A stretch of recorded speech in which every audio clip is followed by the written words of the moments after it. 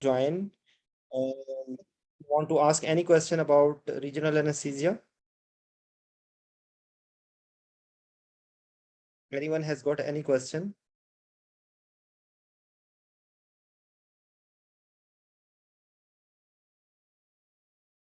Am I audible to you?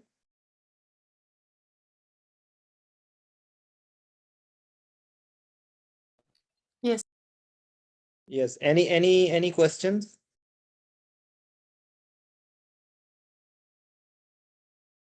Okay, so actually, if I ask you one question that you are anesthetizing a patient for a laparotomy, okay? So what will be the choice for analgesia? Laparotomy, okay? Yes, anyone please. For perioperative analgesia for patient undergoing laparotomy, or what factors you will choose different medications or different regional anesthesia techniques? Anyone please.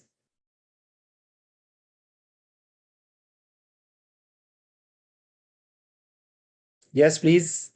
I'm just sending the link to the people. So in this time, if you want to speak out, Dr. Anna, who is the exam candidate?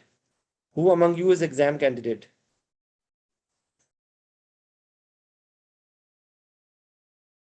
If you people are mute, then it becomes difficult for me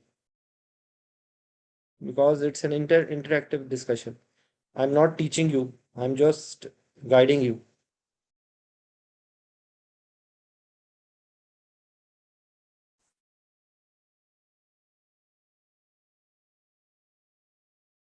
Okay, so if you have a patient undergoing laparotomy, yes, please. Who was? Sir, we can use in a case with laparotomy, we can use a regional anesthesia for analgesia as an analgesic. We can use Like local anesthetic, local anesthetic. local injection of local injection or local injection, local anesthesia injection at the site Infiltration. of incision, infiltration, Your and infiltration. So this will be ji one sir, thing. Okay, what else? tap block, tap block will be very Tab block. effective. Okay, tab block. Okay, what else? So IV analgesics Like, like opioids okay, and opioids. NSAIDs. Okay, NSAIDs. What else? Paracetamol. Ji sir, paracetamol, yes sir. Okay. So like you will have a plan. Okay, you will be planning. So what thing will be deciding you about? What about age? Age will decide you which thing you are using or which thing you are not using. Okay, liver and kidney function will tell you some things. Okay, then another thing is that extent of incision. Am I right? Extent of incision will tell you a number of things, and whether it is laparotomy or laparoscopic. Okay, so these things. Then anything else? What about COPD, cardiac disease? Will it affect the choice of medications you are doing? And if the patient is on any anticoagulant, okay, antiplatelet, whenever you are deciding about different medications, age, sex, or any personal habits, like for example, a patient is smoker, that I label it as demographic. Okay, demographic. And the same thing which I always tell you people, that patient's demographic, then disease related, any comorbids, and the surgery related. Okay, surgical technique will tell you a number of things. So you told about local anesthetics, you told about tab block, you told about IV. You did not mention about central neonatal block. So what about epidural? Okay. What about paravertebral block?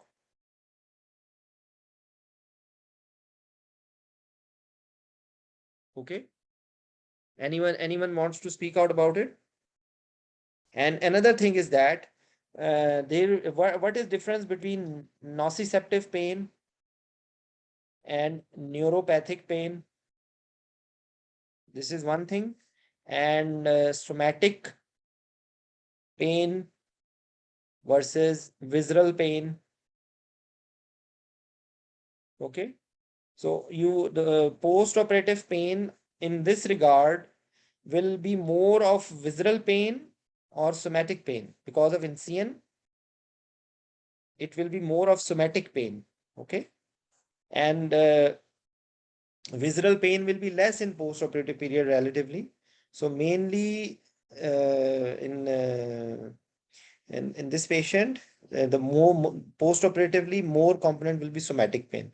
So that's why we are thinking about tab block, because tab block will not have any effect on visceral pain. Okay. So nociceptive pain is because of any any pain stimulus, and neuropathic pain is actually because of dysfunction of nervous system. Okay. Because neuropathic pain has any origin of central nervous system. Okay. Are you people getting about it? Yes, sir. Okay. So this is a concept you should be understanding. So so that's why, for example, epidural, in which patients you will be considering epidural, that if the incision is big. Okay. So epidural post-operative, and you have to monitor the signs of any local anesthesia toxicity and everything. Okay. So, and of course there will be relation with the anticoagulants. Okay.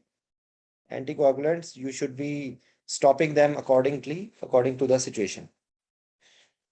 Okay. So this is a important point which should be considering when you are advising it. So similar to tab block, there is like one, we are giving it subcostal, a little higher up. Okay. And almost similar to that one is Quadratus Lumborum block. Okay. This is QL block. And there is newer block, which is, you can say that it is a different technique for paravertebral block, but actually you are injecting erector spiny block. Okay. Between transverse process and the erector spiny muscles. Okay. There is a plane you are injecting, and you can put even catheters. So these are all options for post-operative pain for laparotomy. According to the incision, according to the patient condition, you will be having different choice. Okay. So if you consider mastectomy, in addition to all, because now we will not repeat, we missed actually some things in opioids. We have to intraoperatively, if there is ramifentanil is given in infusion, so it's one of the choice. Fentanyl is one of the choice. Okay. Or any group of L-fentanyl, sufentanil, if you have, according to different patient. And there is a little bit difference in these medications in their protein binding and lipid solubility, which is leading to their effect. And long acting opioid like morphine. Okay. And like, I'm not saying it atypical, but slightly difficult, different effects like pethidine and tramadol. Okay. And in post-operative period, usually there is another concept of PCA. What is PCA? What is PCA? Patient controlled analgesia. Okay. So what is, can anyone speak about patient control analgesia? What is PCA? What is the advantage? There is more patient satisfaction. Okay, there is no delay because the patient has having pain. He or she is calling the nurse, and the nurse is giving the medication. So there may be a delay. So this is another thing is that in if you are giving the like medications according to the time, so patient may be having overdosage. Okay, so the concept is that the patient is himself using it, himself herself using it, and there is one is bolus. Okay, one is infusion, baseline infusion. Then there is a lockout time in which even the if the patient is pressing, there will be no medication, and there is hourly maximum hourly limit according to the pain requirement, according to the patient condition. We usually the medications which are being used in patient PCA, usually it is fentanyl and morphine. Okay, they are using morphine or fentanyl. So then they make a plan. They consider according to the like 0.1 milligram per kg, for example. So if you are making it for 100 kg, you can make it up to 10 milligram per hour.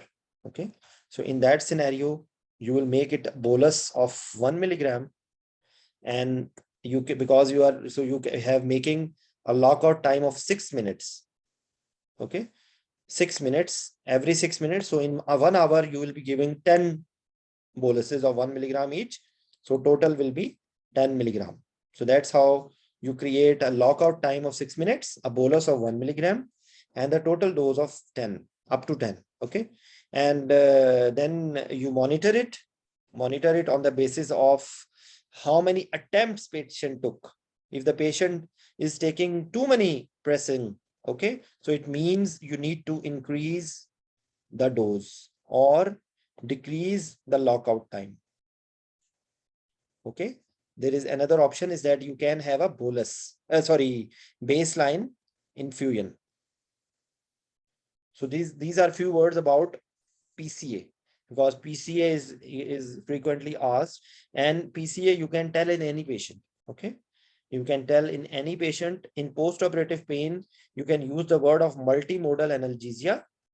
Okay, multimodal analgesia, you are blocking the pain sensation at 4 steps. What are those steps?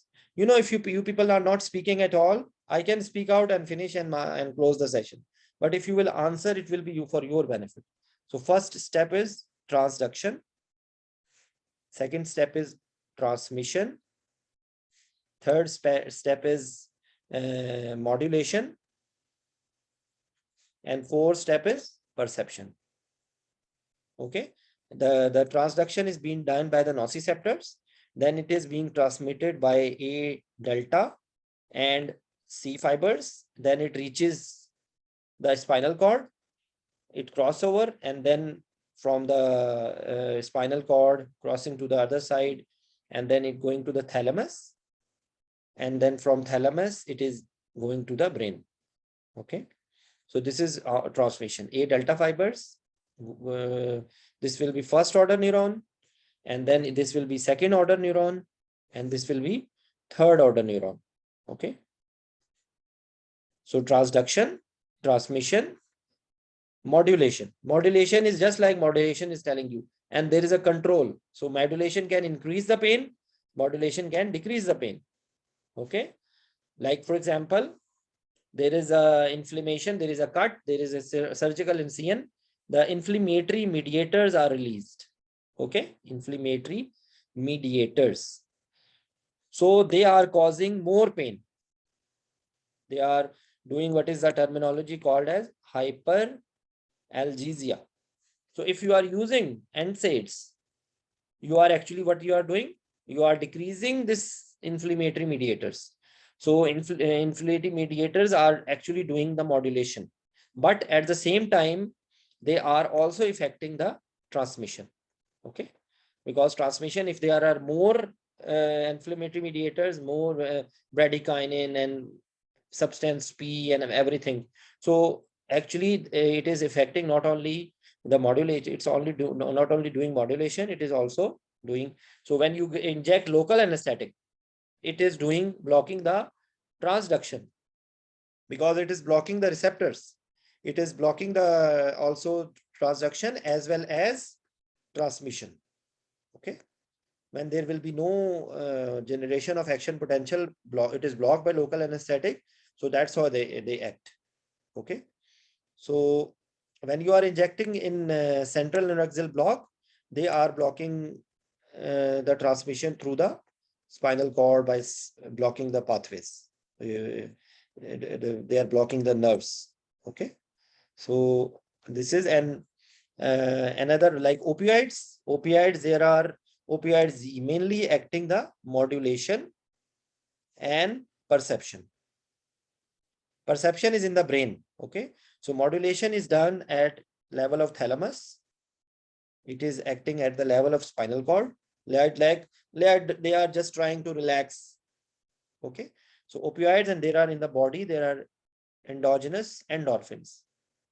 They are also related to the discontrol. So these opioids, they have effect on modulation, and they are acting, there are opioid receptors, mu, kappa, delta, and they are acting in the, not only in spinal cord, they are acting on in the brain as well. So they are all not only affecting the modulation, they are also affecting the perception. Perception, it means that you are not feeling it. Okay. And you will be surprised that paracetamol actually is not anti-inflammatory. Okay. It is acting on COX-3 receptors proposed, but it is acting on the CNS. Okay. And it is actually affecting the perception. It is acting on the hypothalamus. And it is also acting as not only as analgesic, it is also acting as anti-pyretic. Okay. So it is blocking, the one of the effect of pain is hyperthermia. Okay. So it is blocking that one as well by affecting in the, by changing the set temperature in the hypothalamus. Okay.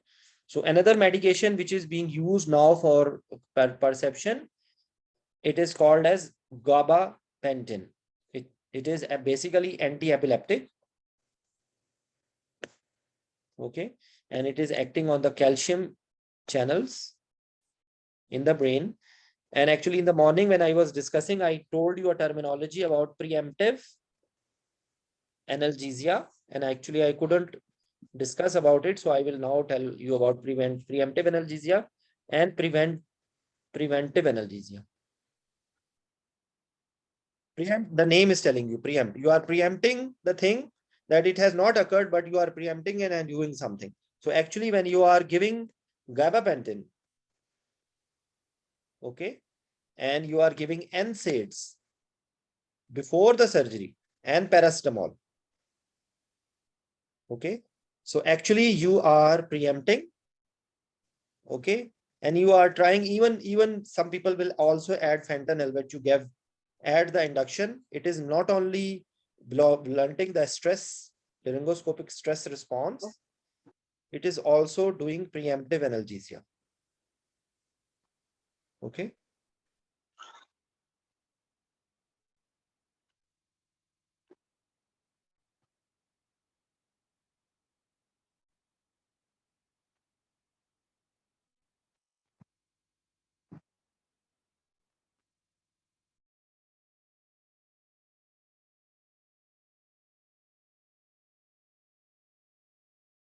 Just a second, please.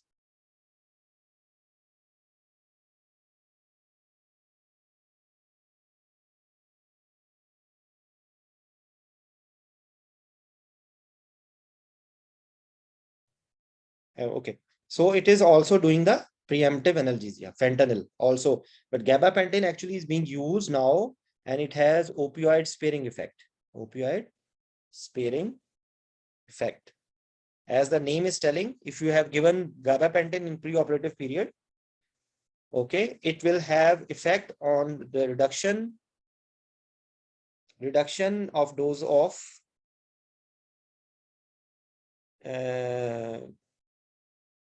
opioids. Just give me a second.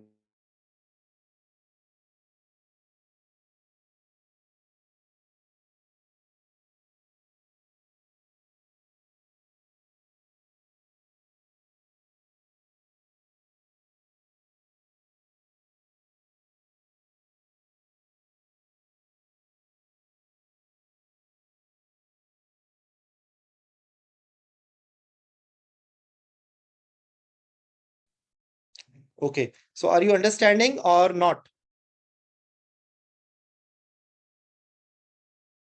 Will I get any response from any one of you? So that I know that I'm not talking to a mirror only. Yes, Dr. Zishan. Yes, are you understanding, sir? Yes, sir. Yes. Yes, sir. Thank you. Okay, so gabapentin has opioid sparing effect, and NSAIDs also will do the preemptive. And one is preventive analgesia. There is one terminology, preventive analgesia.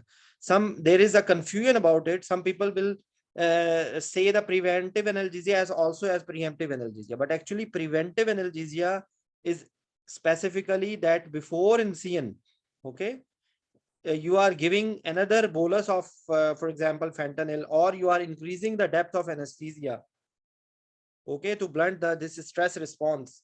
And another thing is that you are anticipating that you had given some medication, and now its effect will be wearing off, or there is a surgical step which is necessitating extra, so you are giving some extra dose, so that is called as preventive analgesia. The example is sternotomy, okay, like after anesthetizing a patient for cabbage or any other surgery in which a sternotomy is needed, and before sternotomy, we have to give a bolus of fentanyl or whatever analgesic we want to have, which have very potent, which should be very effective, because sternotomy pain is one of the most severe pain. Okay, in the surgical, among the surgical incision, sternotomy is very painful. Okay, so this is I just discussed few extra things which you should be knowing, that what is the pain pathway and how we target. Okay, so that's why Sir, yes, excuse me. Can you please repeat preemptive analgesia?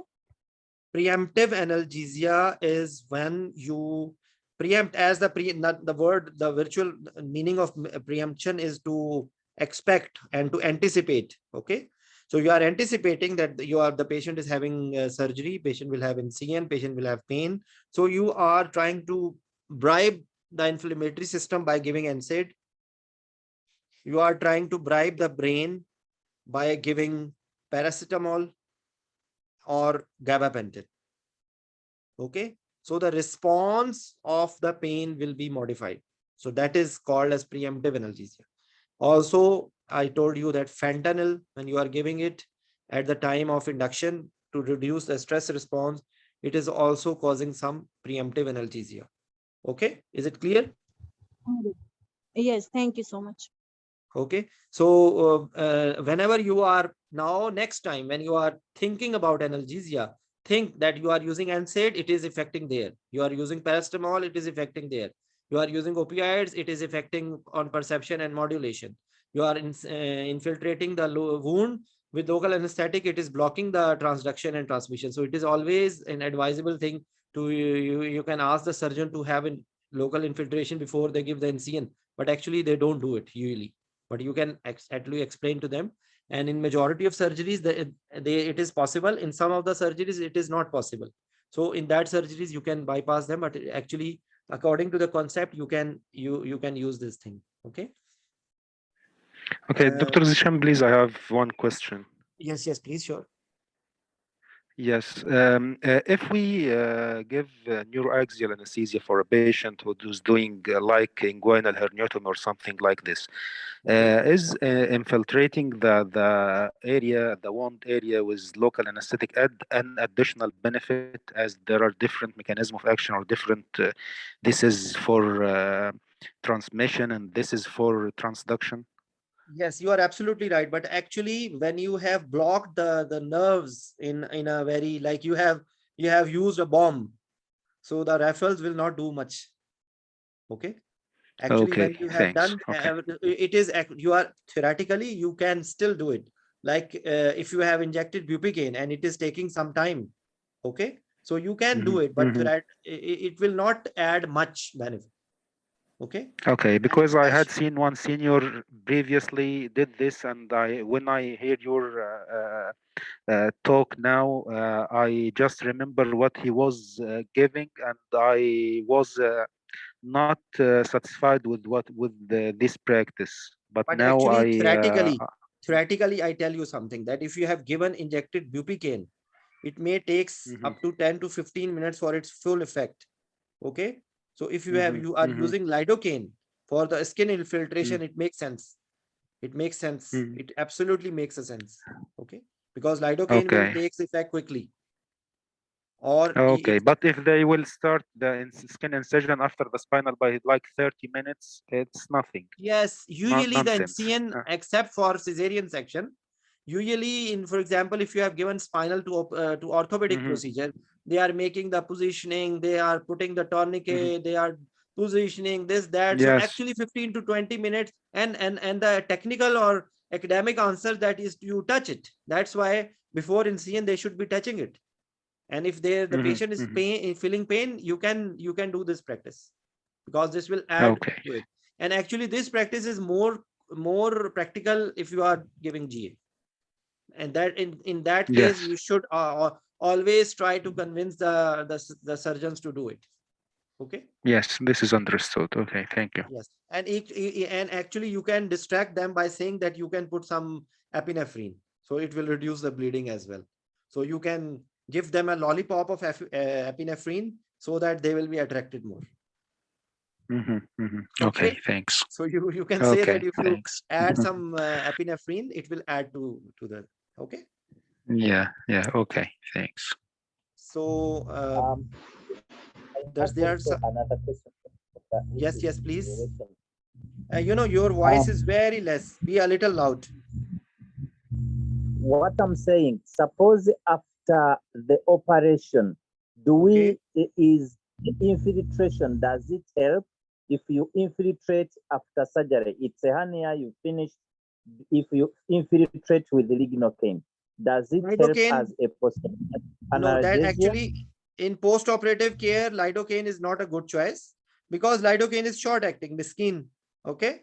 So if you want to give in post-operative period, you have to give bupivacaine, because bupivacaine will be longer acting. Okay.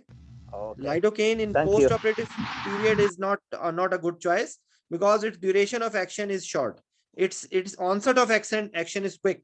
So at the time of induction or incision, it is better choice. But if you want to give it for post-operative period, no, lidocaine is not a good choice. You should give bupivacaine.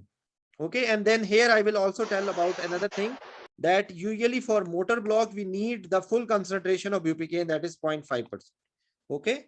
For analgesia, actually analgesia may be achieved even with the 0.125, 0.125 or 0.25. Okay. I'm sorry, this is 0.25 or 0.125 and even 0.0625. Okay. For analgesia, you don't require 0.5%. There is no need to give 0.5% for analgesia, because it will not add much of the benefit. Rather, if you increase the volume, it will be blocking the nerves in a better way as compared to you are injecting 0.5%. Okay. So usually if you forget anything, 0.1% is easier, because I suppose that everyone knows about it, but just for the people who don't know it, any percentage means multiply by 10.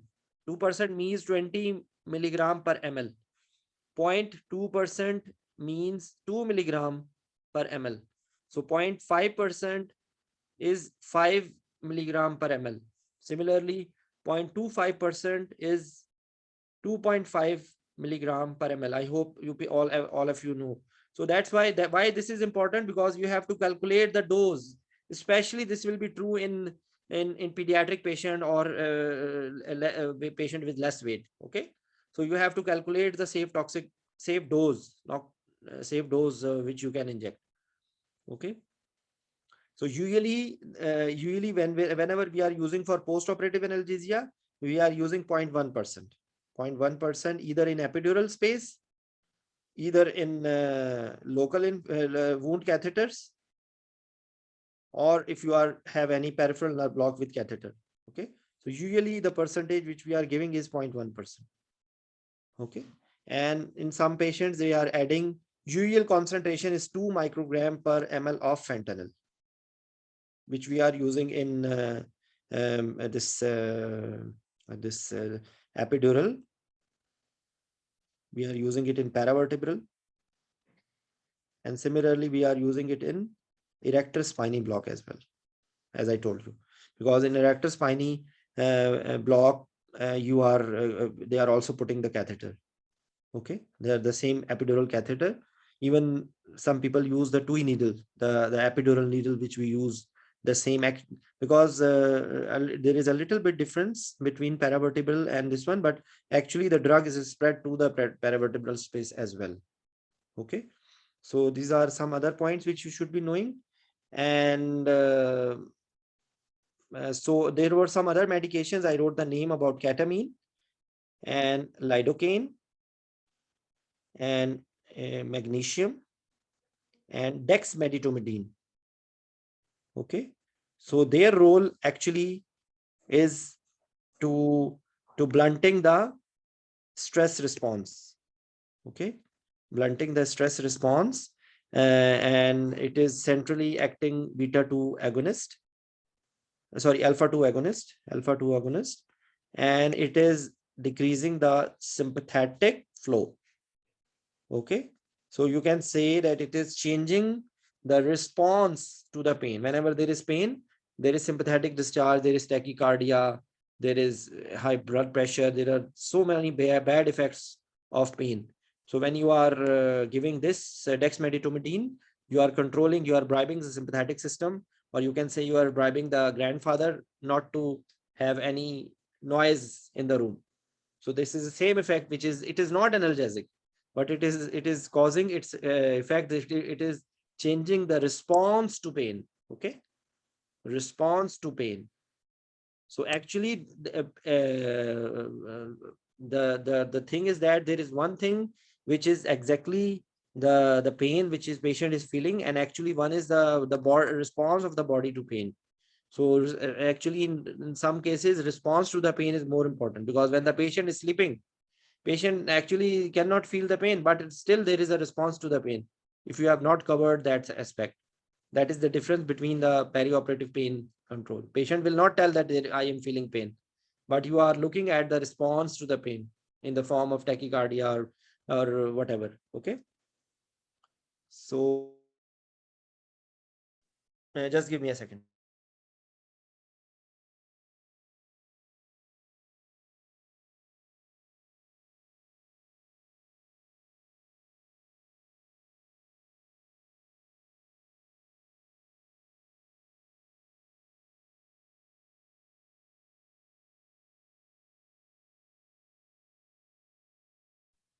Okay, so I hope you understand this topic. Okay, so this one dexmedetomidine, ketamine is effect on NMDA receptors. Okay, and it has effect on thalamus, so it is also causing a dissociative sort of anesthesia, and it is a wonderful medication as a adjunct if you are using it in a very short 0.1 to 0.25 milligram per kg. Okay, so like for example, you remember 25 to 30 milligram in adult. at time of induction will give you a wonderful effect. And its role, another role is in the tourniquet pain. We discussed that there is a tourniquet pain which is mediated by C fibers. Okay. And ketamine has effect there as well.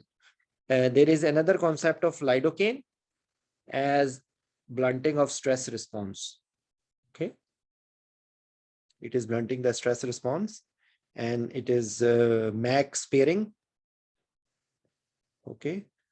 And we are giving you usually around 1 to 2 milligram per kg per hour in infusion. And you have to consider the local anesthesia systemic toxicity effect. And if, for example, the patient has liver disease, there is any problem in metabolism, then you will not use it, or you will be cautious. You will be reducing the dose. Okay. And this has actually, there are studies comparing lidocaine with epidural.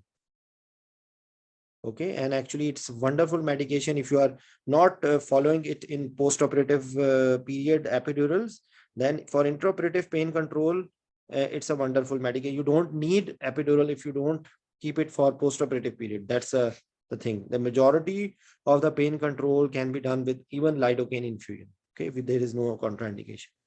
Okay. So actually this is what I wanted you to know. So just a second. So few surgeries you should be knowing about it. Mastectomy. Actually, we can give thoracic epidural. Okay. We can give erector spiny block. We can give paravertebral block. And there are PEX block. And there is PEX 1. Actually, I can show you the text. We can discuss about it. Actually, the landmarks, and I'm not concerned because it's not possible to cover all of them. But usually PEX block, PEX 1, PEX 2, and there is another serratus anterior block. The concept of all these blocks is compartment block. Okay, and they're actually blocking the anterior spinal nerves. Okay. So in addition to all other medications, we can have, and always we have to make a plan. Okay. So these are the options. If they want to ask you, the thoracic epidural, erector spiny block, paravertebral block, PEX block, serratus anterior block. They make a combination. Okay. Similarly, they ask another about thoracotomy pain. Thoracotomy pain is very painful procedure. Okay. In addition, all these blocks can be used. All these are options, and they are also using intrapleural. Yeah, here I did not mention about intercostal nerve block. Okay, intercostal nerve block is also an option. So intrapleural block. Okay, and you should be knowing that if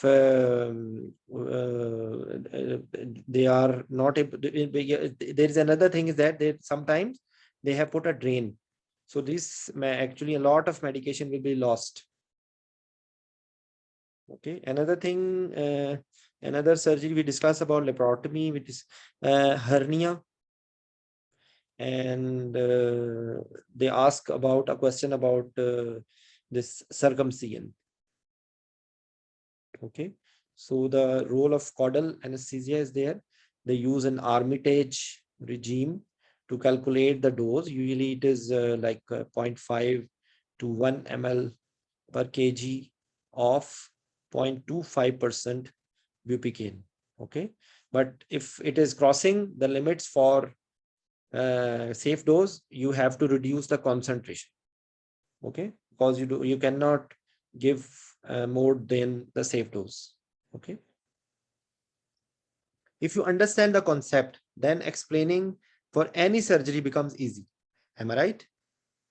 If you have then you can talk about anything. Like, for example, if we think about TKR, post-operative pain options. Okay, if the patient is have to undergo ambulation, okay, then you want to have motor sparing, so that the choice is adductor canal block. Okay, which is where it is blocking the saphenous nerve, which is a branch of femoral nerve, but it is a pure sensory nerve. Okay. So if you are doing TKR as part of ERAS, Enhanced Recovery After Surgery. Enhanced Recovery After Surgery is a protocol with multidisciplinary team, which is whose aim is to reduce the hospital stay, because more the hospital stay, more the expenditure, more the morbidity. Okay, more the chances of DVT, more the chances of patient receiving more medications, that there are so many troubles which are there. So that the concept of ERAS is enhanced sorry recovery after surgery. We will discuss, we have discussed before, you can find it in the YouTube. I had discussed in detail. Okay, but I'm just telling you that if they are doing ERAS for TKR, they want early ambulation and they want physiotherapy. Okay, so they want pain-free, but with motor sparing, because if they are the motor, if you have given, for example, femoral nerve block, or so the muscles are gone, so you cannot ambulate the patient. Okay, they want to increase because these TKR patients usually are old age, and so they have comorbidities. So there will be more chance of embolism. Okay. So similarly, if you have hip surgery, so hip surgery, there is a fracture. So they ask about, even positioning will be problematic. So you need to give some maybe ketamine, or you can give femoral nerve block. Okay. And I'm just giving the name because I have not read about it. Unfortunately, I did not get the time. There is PANG block. If anyone knows about it, you can tell. Jamil is not here. Some of the people know about it, but please, you can Google it. I will try to share the data for PANG's block. You just Google it, PANG block, pericapsular something. I don't remember. They are blocking the genicular nerves or something like that. But you read about it. It's being used for positioning for hip surgery. Okay. And because in orthopedic surgery, remember one thing, that even during positioning, there may be incidents of embolism. Okay, so you have to be always be careful and expecting about it.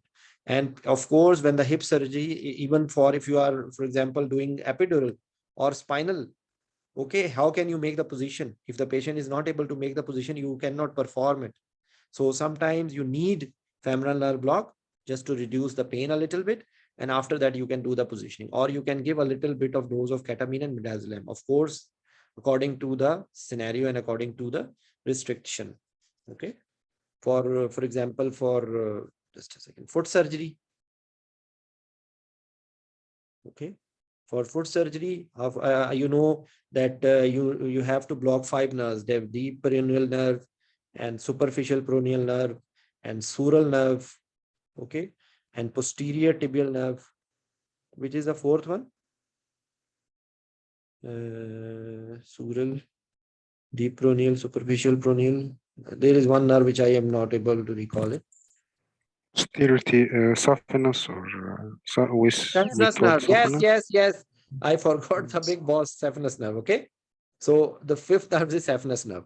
So deep peroneal, superficial peroneal, sural nerve, and posterior. So you can do ankle block. Okay. Or you can have popliteal nerve block. Okay. Popliteal nerve block with saphenous nerve block. Okay. Especially, for example, if the surgery is not in the medial aspect, it's in the lateral aspect, you don't need to block saphenous nerve. Okay, so you can do it only with popliteal nerve block. Okay, so if you have a foot surgery which is not involving the medial component and you are not putting any tourniquet or anything, so you can do it only with this popliteal nerve block, because you don't need to block the saphenous nerve. Okay, so and this is another. So we discuss about foot, knee, hip, and as I told you that you should be knowing the nerve supply of the joint. Okay, or you should be knowing the dermatome for the skin incision, okay, myotome, okay, and another thing is related to tourniquet, okay, because tourniquet air supply will be away from the surgical area, okay. So abdomen, endoscopic procedure, endovascular procedure, what else? So I think we have covered this. I have tried to give you a concept because, you know, the tiny things related to the I showed this book. I will just show you again, please. The people who did not attend in the morning or yesterday. This is the folder, and then you will go to the MCQs book, MCQs world, and then you will find a regional anesthesia MCQs book. I will highly suggest you to have a look on this book. Okay, it has very good MCQs, and actually, if you just exclude some of the things which are related to more than one approaches for a single nerve block, actually this book is perfect if you want to prepare for any topic related to regional anesthesia. Even there it is covering the concerns which are there in pregnant patient, concerns in elderly patient, in pediatric patient. It is covering everything. Okay, so you have, and then this book, actually I had hard copy, so I had just scanned it and make in the chapters. So this is for example, if it is, I am just giving you example of this popliteal block. The internet is not very good. You will find in this book, this brown anesthesia, regional anesthesia book, there are some things related to the ultrasound as well, because ultrasound is now future, and usually majority of the people, they don't give block with blind technique or pop-up techniques or nerve stimulator. Usually majority of the people, they are doing it with the ultrasound. Okay, so in this book you will find some images related to the ultrasound as well. I did not find a proper soft copy, so I had hard copy. I just scanned whole of the book. Okay, and you know, I'm not saying this word to impress anyone, but I feel depressed or disappointed when I don't see the interest of the people. Okay, I'm not getting any penny for this session, and I'm giving my personal time which is supposed to be for my family, because I just take a moral responsibility for it. Okay, and if you people will get benefit, then I think it is yes, you know, doctor, even yesterday, you were here. Yes. So gate control theory, you know, please, sometime I'm unable to see the messages. So anyone, if you have any question, you raise the hand so that it will be easier for me to do the lesson. Gate control theory. Yes, I missed it actually. So what is gate control theory?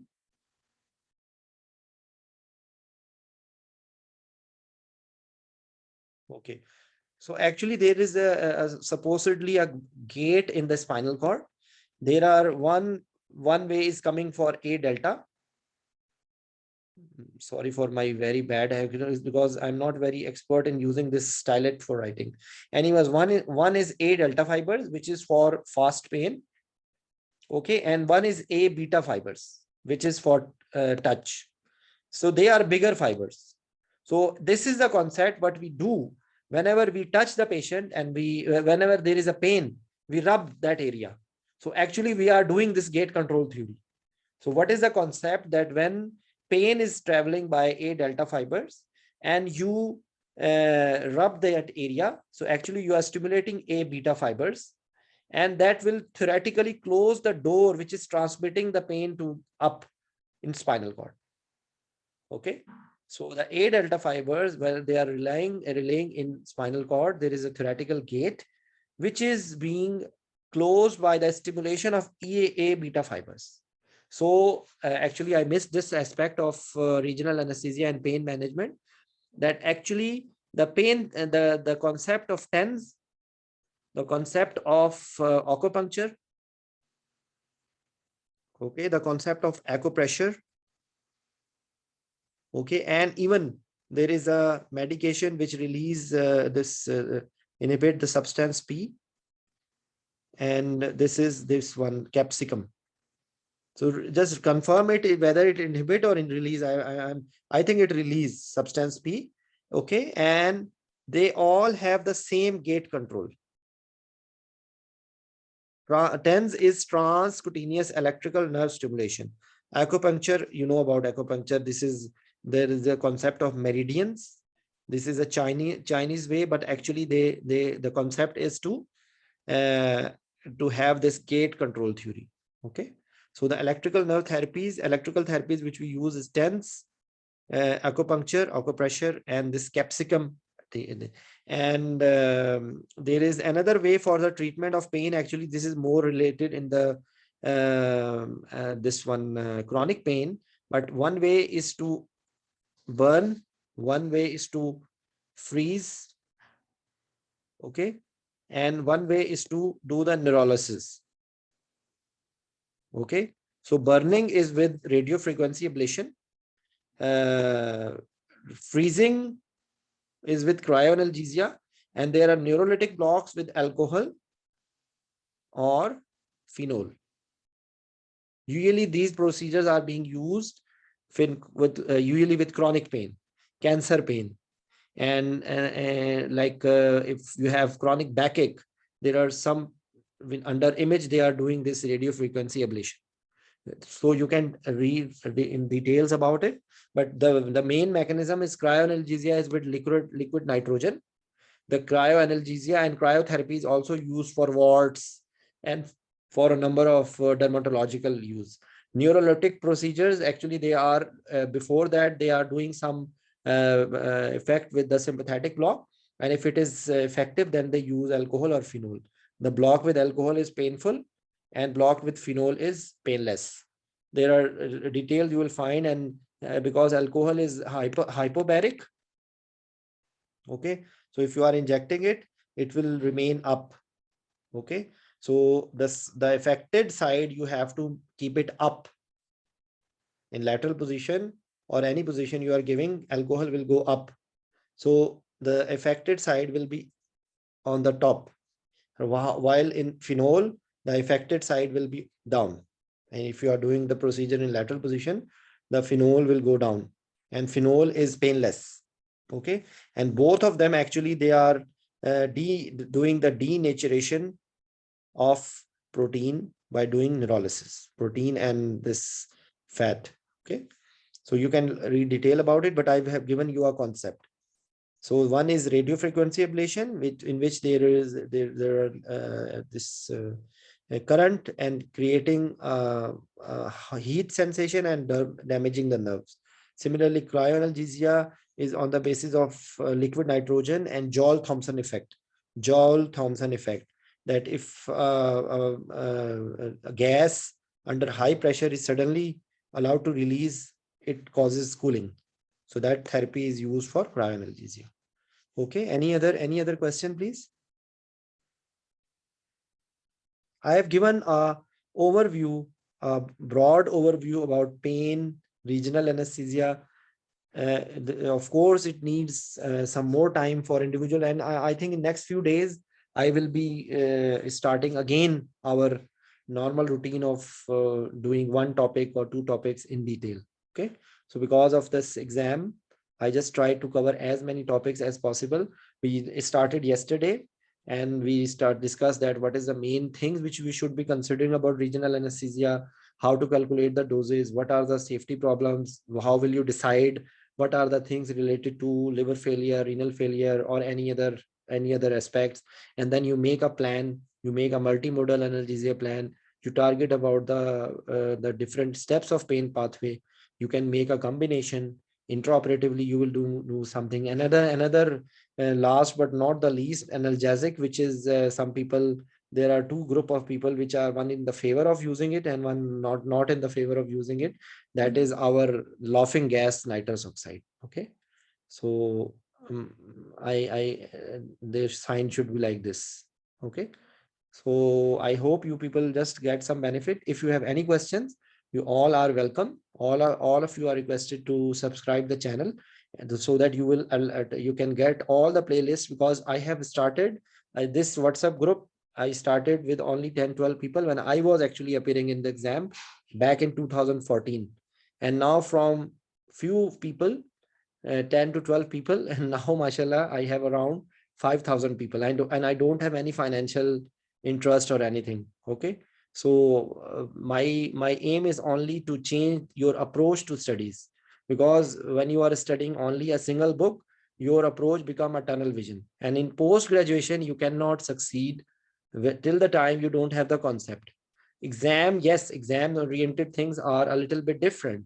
But if you have the concept, then if you study, then you will have a better chance of even succeeding in MCQs based exam.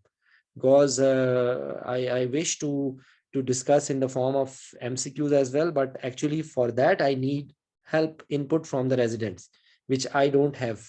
So it's not humanly possible for me to make a presentations and keep it regularly in the daily, because I am not living in jungle. I am living with my family, so I have other things to do. So I always request my colleagues, if any one of you can help me out, prepare a topic, I can present it in a better way. Okay. So thank you very much. Yes, Azam bhai, what do you want to ask?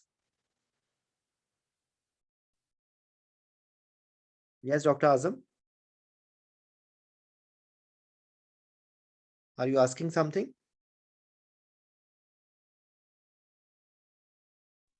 Sir, I was interested to know about the multimodal analgesia, but you told that you will discuss later on, sir. No, multimodal analgesia is like this. I will repeat it because it's what I have discussed to you. Then multimodal analgesia is that you are using different therapies, which is Yeah, blocking that's you're different. right. But what are the factors to use it? I mean, people are using it very frequently. But I mean, we can use it in every patient or some selected Every patient we can patient. use it. Every patient you are using this multimodal analgesia. Multimodal analgesia is not something.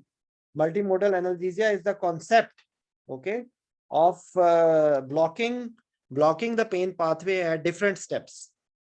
Okay. Right, So sir. like you are using a local anesthesia infiltration, you are giving paracetamol, you are giving Right, NSAIDs, okay, you are giving dexmedetomidine intraoperatively, and then right, post-operatively again you have this local anesthesia infiltration, and you started PCA. Okay. right, sir. So this is called as Right, sir. multimodal analgesia. Okay. Right, but it depends upon many factors about the type of the Yes, many surgery and factors. According to the age, as I told you, the demographics, the surgery, okay, the incision, okay, and the of course you will comorbidity as well. comorbidities as well. Of course, if you have a patient with liver failure or renal failure or respiratory problem, you will not use morphine. Am I right? You will try to avoid Right, morphine. sir. In that case, you will be using fentanyl. If you have liver failure, for example, you will either not use paracetamol or you will reduce the dose of paracetamol. If you have any patient with bleeding problem, you will not use NSAIDs because it theoretically can cause more bleeding. Am I right? So this is how you will make Right, a sir. plan for multimodal analgesia. Okay. Thank you, sir. Thank you. Okay. Okay. Thank you, everyone. We will Thank you. meet tomorrow, inshallah, with some new topic. Thank you. Yes, Thank tomorrow you, sir. I will take a session on 1 p.m. Saudi time and 3 p.m. Pakistan time. Okay. Thank you. Bye bye. Right, sir.